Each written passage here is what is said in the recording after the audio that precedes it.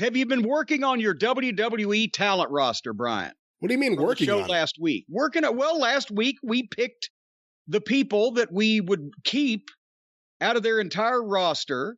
And now have you been, I've been working on mine. You've been working on yours? No, I mean, the way I remember it is we went down together the list of the roster. Yeah. You picked the people that you would pick. I didn't agree or disagree most of the people you picked, but the people you didn't pick, I said the ones I would argue for, that I would potentially take on my roster. Oh, you're just arguing for them. You're just advocating. I might take them on my roster. You're not sure about Danny Burch or Otis. You just might take them. Well, I will definitely take Danny Burch. I don't know why. I don't know why I'm going to the grave for Danny Burch, but Danny Burch is on the list. He's on my team. Well, do you have your list in front of you? I don't have a list. No. What? Well, you made a list. I didn't make a list. You made a list. I made a list of who I wanted. As a matter of fact, I made a list of who you wanted too, but I don't know why I should share it with you. Can you fax it to me? I'll put it in the mail and put a stamp on it and send it to you. But basically, what we did last week was we went to WWE.com and we went to their Superstars page, and there is a roster of literally, I think one of the fans wrote and said it was like over 200 individual talents of varying degrees of applicability for that word. And we went down and either said, yep, yay or nay on whether we would keep them for if we were booking this thing, what talent were we interested in? We're going to put our own roster together and see if we can separate some of the wheat from the chaff. I separated the wheat from the chaff. You additionally took some chaff that you said you would now apparently consider. But what I've done is I have taken the names that I chose and I've put them together in the form of a tentative roster because I've promised the people that I would continue on this thing. I see you didn't do your homework.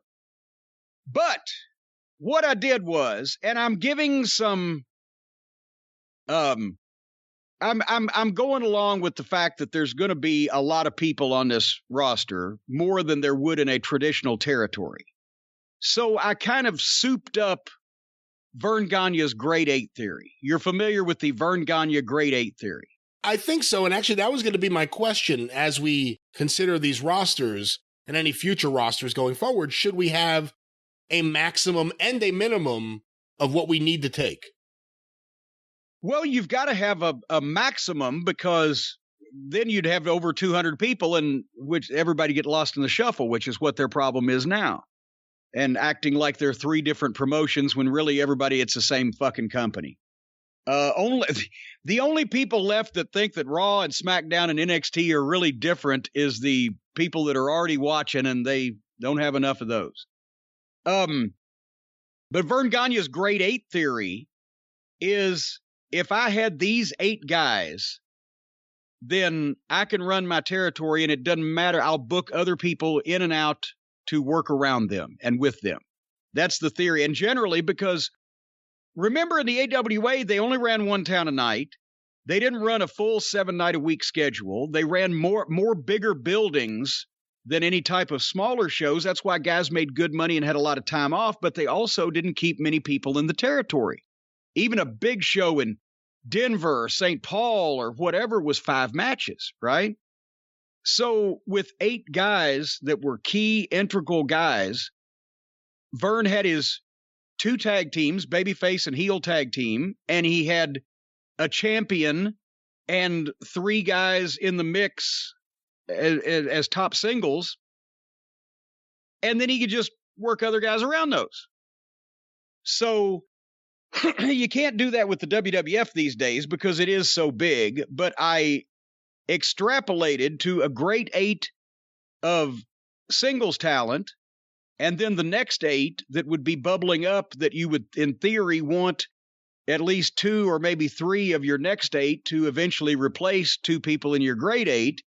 And then I put together 6 tag teams so we could have a goddamn tag team division that we obviously would focus on the world tag team champions in just almost as major a capacity as the world heavyweight champion, because tag teams draw. There's just none out there anymore. So, with that thought, would you like to hear my list? I would. And some reasoning. Yes. I will first mention that there are 4 names on my keep list off the WWE roster that I did not put on my roster in the Great 8, the Next 8, or whatever, and I'll tell you why, because 3 of them would be used as attractions only, like the big star that used to come in for the major event, or the, Andre traveling around the world and you'd only see him intermittently. The 3 attractions would be Edge, Rey Mysterio, and John Cena. Because Cena's, at this point, he's willing to come back, so he qualifies. But these are guys, if you see them as one of the boys, as a regular member of the roster, then it takes the edge off of them, no pun intended. In Mysterio's case, overexposure breeds familiarity, he becomes one of the boys. Edge has this comeback thing going for him, even though some of his return has been booked a little strangely. He's got name value, but you don't want to beat his body up and have him work full time. He's a guy that's more valuable to me on 3 or 4 big shows and the TVs leading up to him, rather than being around all the time. And obviously, Cena, you want him to draw for the big shows, but you don't want him around all the time because he overshadows the rest of the talent, because he's still over. But it's like Eddie Graham used to say when he would call Vince Sr. and say, "Can you book Dusty for a few weeks? I got to get somebody out of Florida so I can get somebody else over." And one more name, Brock Lesnar. He's not on my roster because I don't care if we're fucking fantasy booking or coming up with this shit out of our ass or not. He's not going to work more than twice a year, right? So Brock Lesnar, instead of an attraction, because of his connection with Paul Heyman, becomes a spoiler/policeman for Heyman's other charge, Roman Reigns, until you want to pull the trigger and have Reigns and Brock. And where does Heyman go? So the point, do people even know what a policeman is anymore? Xia Li. Well, no, Jesus Christ. And she got fucking blistered the other way. We're going to talk about NXT too here coming up. But there was a receipt given out to Xia Li, the knockout artist. But anyway, Brock would become a policeman where Reigns is being protected by Heyman and by Brock, who comes in only when somebody that comes along that Heyman thinks can beat Reigns. Well, then to get a match, you got to go through Brock, right? And then finally, after a year and a half, Brock gets a little fucking jealous of this, even if he is making millions of dollars per match, and decides to tell Heyman to fucking pick a side, pal. Anyway, we're getting ahead of ourselves. So those 4 guys are attractions. They're not on the main roster. Here's my grade 8 as far as the singles roster goes. Walter, since he would be the champion. Walter would be the champion so that Reigns could come in, and finally, when it was time, Reigns and Heyman could defeat Walter so that Brock could then be da-ba-da-ba-da-ba-da. Walter's in the top mix. What? Go ahead. Who's the babyface? That's the beauty of Walter. He is a champion. You don't need a babyface and you don't need a heel. That's why on my grade 8, there are 1, 2, 3. There are 4 babyfaces, 3 heels, and Walter. Because he has no allegiance. Instead of a tweener, he's the old-fashioned world champion. He has no allegiance to anybody and he don't give a fuck. Right? And he is a guy that makes that work. Everybody else has a clearly defined role so that it stands out. Your baby faces are Randy Orton, because he can still go, he's still in shape, he's already over, and you're going to want him to fucking make at least one of the guys on your next 8 list. So the baby faces, Randy Orton, Damian Priest, Samoa Joe, and Bronson Reed. Samoa Joe works with Walter. Samoa Joe works with Brock. Samoa Joe works with Reigns. Also, your heels, Lashley, Reigns and Karrion Kross with Scarlett. Samoa Joe works with fucking Kross. Samoa Joe works with that type of your heavyweights, your singles title is going to be your big guys, and with a heavily MMA influenced style, except for your guys like, this is why Damian Priest, he has an MMA kind of thing going for him, but at least he's a star and he's a personality. You want him in that mix. And Bronson Reed, because even though they keep trying to beat over your head that he's been in the business 14 years, he looks young and he can do some shit if they just find him a personality. So anyway, Walter, Orton, Lashley, Reigns, Reed, Priest, Joe, and Kross. And you got Scarlett in Kross's corner, Heyman in Reigns' corner, MVP in Lashley's corner. What do you think about them apples? It's interesting. And I just want to clarify for the listeners, based on the Great Eight, these aren't the only wrestlers. These are just the main 8 people that everything rotates around. Yes. No, I'm fixed to tell you the next day. You're going to tell me the tag teams, too. I'm gonna do that here in a minute. Well, I want to hear the next 8 before I talk about this 8. That's how I was going to do it. Yeah. Because, well, tell me, since that's the Great 8, tell me any of the next 8 that need to be on that list instead of the next 8 bubbling underneath with the thought to elevate a couple of these younger guys. AJ Styles, because what a worker he is. And by the way, these are the heels. AJ Styles, Seth Rollins, because he looks good, he's exciting. We'll try to get him a voice coach for that whiny voice and not make him the boring Monday Night Messiah. LA Knight, because he's new, he's different, he can work, he can do pro wrestling. Bumping around, he can run his fucking mouth and he looks like something. And did I mention he's at least new? And Austin Theory, who is a prodigy. And he is the guy that eventually you would want Randy Orton to elevate, because they could fucking tear the house down, because Theory can do shit beyond his years and Orton could teach him how to do it right and think about it right. And your baby faces on the next 8 are Cesaro, because people like him and he ought to get a chance. Drew McIntyre, because I liked him more before they started using him than I do now. Dominic Dijakovic, who is, what is he? T-bar, rebar? Or is he Mace? There's a Mace and there's a T-bar, but there's also a T-bone. T-bone, T-bar, whatever. Dominic Dijakovic is in there because he's young and he's big, but he can move, and he had some talent before he disappeared.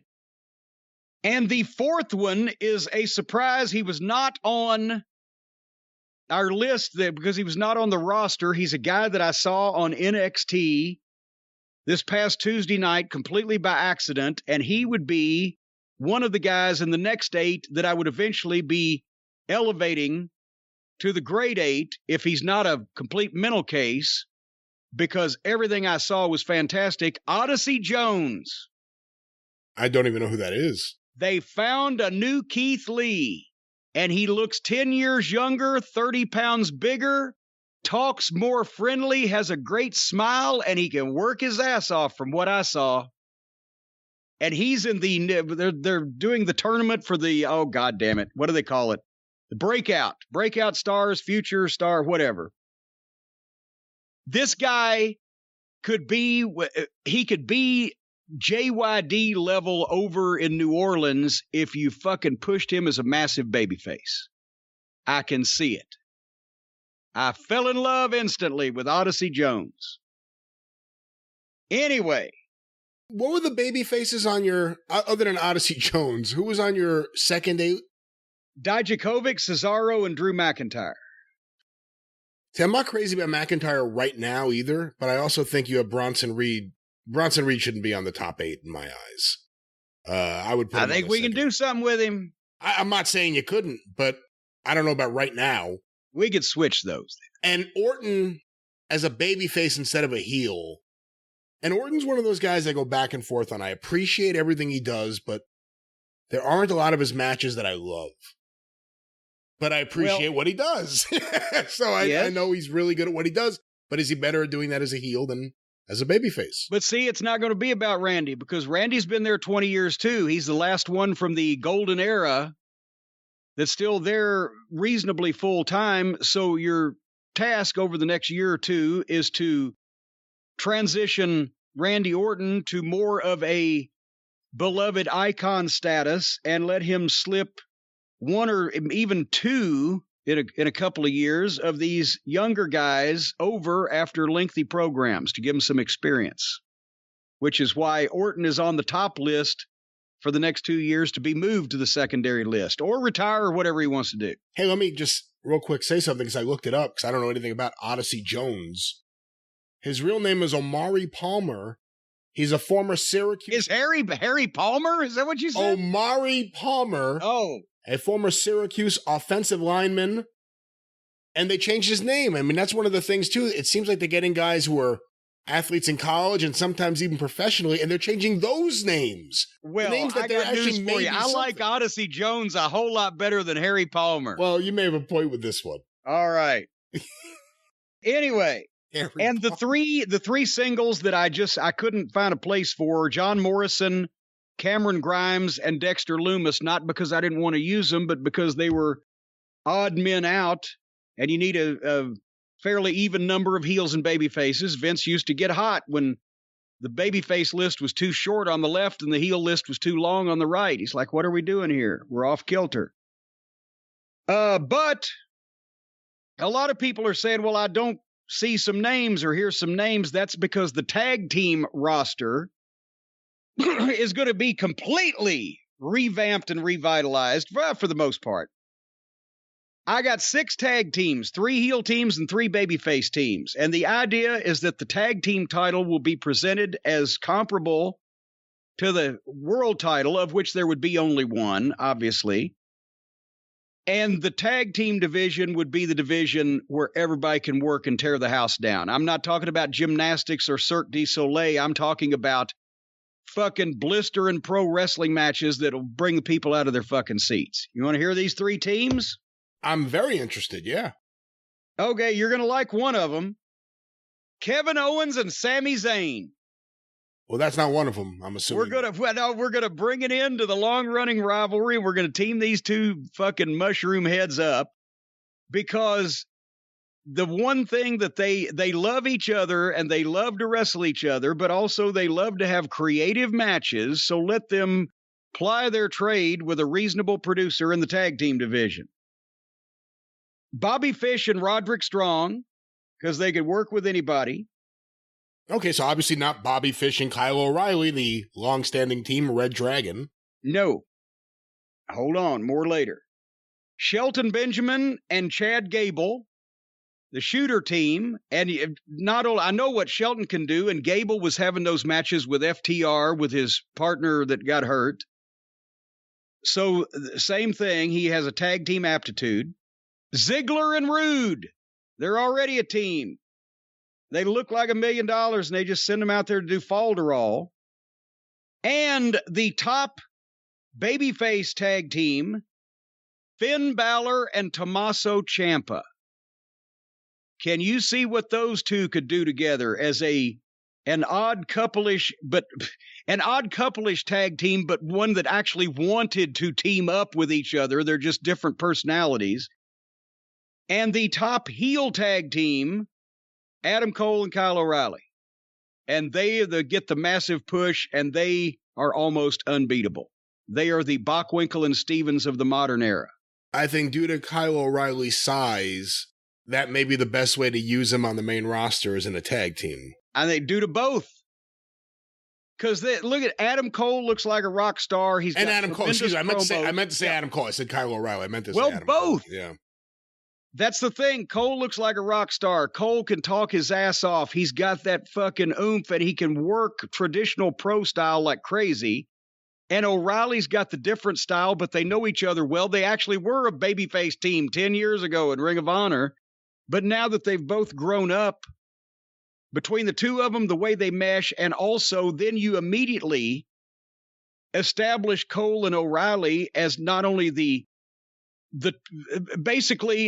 tag team specialists of the modern era, and nobody can beat them together. And to prove that, you put a couple of the guys, a couple of the baby faces in your top singles ranks together as a team and let Cole and O'Reilly beat them. And they got to be much bigger than Cole O'Reilly too, because that way you prove that the smaller guys together working in concert can beat a bigger guy, and the tag team specialists in tag team matches can even beat the top singles guys, just the way it used to be. I do like the idea of Cole and O'Reilly versus, what did you say, Balor and Ciampa? Balor and Ciampa. That'd be good. And then you have because no one's really much bigger than anyone else, so they'd all look around the same size. They're all fast-moving. That could be a good modern match. And then you have all of those tag teams basically protected as far as not beating them in singles with your singles crew. And of course, you know, there's a number 3 babyface team and a number 2 babyface team and number 1 and et cetera for the heels, but it can go in any direction depending on the issue. But you've got 6 teams there that can tear the fucking house down in the ring, and that's what the tag team's job would be.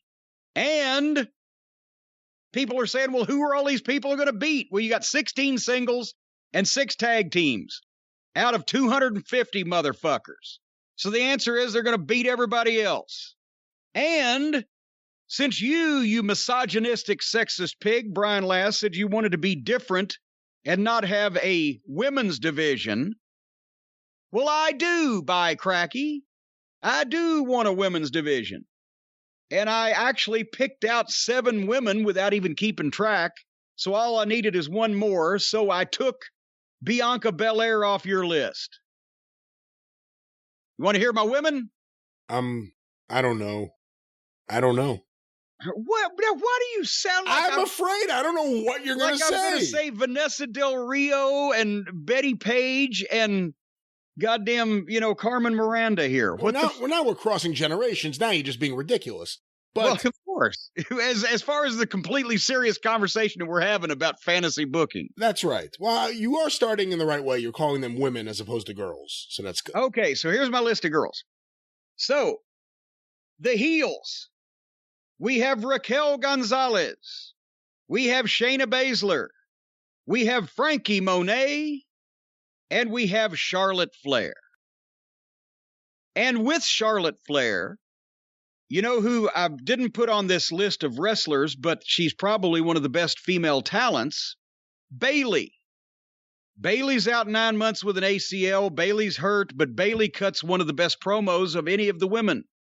Why could you not dress, instead of making an idiot out of her like they did at WrestleMania when she was dressed up in like a reporter's outfit and trying to move in on everything and everybody was blowing her off, dress her up in the business suit type thing that she was wearing and make her Charlotte's J.J. Dillon. She can talk, she can be at ringside, she can advise, she can interrupt, obstruct, whatever the case. And that way, because I think they're crazy if Bayley ain't gonna fucking be wrestling when she's 50, I would imagine. But the way she can talk, they're crazy if they don't start her out as some way to represent or interact with some of the girls that can't talk so that she can do it for them. You want to hear my baby faces? I will say I like that idea of Charlotte with Bayley, at least for the next 9 months. Well, there you go. And then who knows what might happen. You did need Dakota Kai on that list of heels in the top 8. Well, she ain't there. She's over here on this list. Wait a minute. Federal Witness Protection Program. Right there. Okay. My baby faces, Bianca Belair, Toni Storm, because she's new and she looks like a star, Becky Lynch, because she's over and they chant for her, and Rhea Ripley.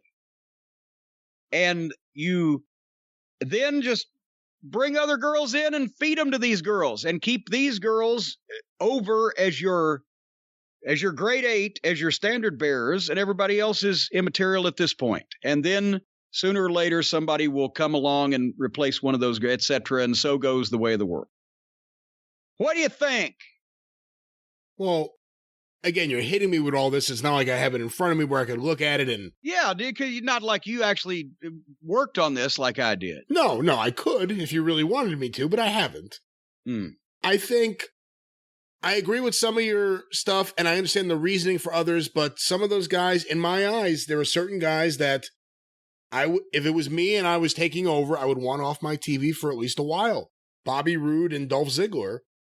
For me, I would want them off Dolph Ziggler, I would want off my TV for a while. Very talented guy. Has been used horribly for so long. I don't know how much value he actually adds to what I'm trying to do. Bobby Roode. I can see that. I can see that but I thought we were mostly erasing everything that had been done and trying to move ahead. Well, hold on. Now, this is interesting. Is your booking reign here, and I guess mine in the fantasy universe where I actually do the roster, are our booking reigns taking place in a universe where there's nothing happening, we're picking up from scratch, or we're picking up from what's happening now?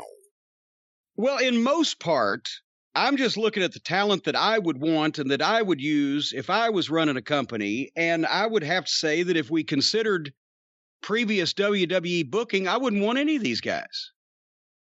So I think we can leave out the previous booking and just this talent. If you could mold them and shape them in a positive direction, where would you put them? What would you do? That's what we got to go with. Even with that, it's hard for me to imagine someone like Ziggler, who, again, very talented, but he's been there for such a long time in various roles. I mean, he was the world champion at one point. Okay, then I'm gonna pull a Jim Barnett and I'm gonna fucking go open up Australia. Okay. They're all brand new. You're going to pull a Jim Barnett and open up Australia? What are you running from, Jim Cornette? The University of Kentucky football team. All right, we'll deal with this more at a later date. Maybe we'll see what the you know what that would be, kid. Do they even list the roster on AEW's website, or are they embarrassed? They do list the roster. I mean, I think they do. We could double check, but that might be something to do. Next week we'll go through that roster and we'll pick and choose, and then we'll see. We'll do the same thing with them, and we'll see the Great Eight, the next 8, and the 6 tag teams and the 8 women, and see an intra-promotional rivalry, how close it would be. I like it. Sounds like a good idea. Of course, you can call your roster the Thin 30. The Thin 30. Hey, that was the football coach. That had nothing to do with Barnett. He was feeding him as much meat as he possibly could.